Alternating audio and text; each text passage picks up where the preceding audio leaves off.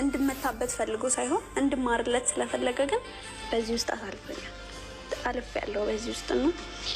ብዙ ደግሞ ከዚህ የባሰ ደግሞ በጣም ብዙ ነገር እንሰማለን። ብዙ ነገር አለ። ስለዚህ የመጣብህን ክፉ ነገር ወደ መልካም መቀየር መቻል በጣም ለእኔ ትልቅ ነገር እና ስቲል አሁንም ድረስ እኔ ስለ ፍቅር ኔጌቲቭ ነገር ሲወራ አልወድም። ሰው የሆነው ኔጌቲቭ ፍቅር አይደለም። ፍቅር ንጹህ ነው፣ አይበላሽ። የሆነ ሰው መጥቶ ሊያቦካካው ይችላል፣ ስሙን ሊያበላሸው ይችላል ምናምን እንጂ ፍቅር ራሱን ችሎ አይበላሽ እና አይ ላቭ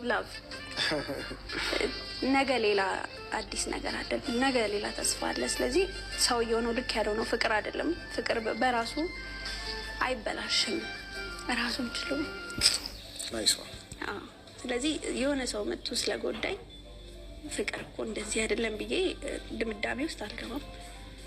ስለዚህ አስተምሮኛል። በጣም ብዙ ትምህርት ነው የተማርኩበት።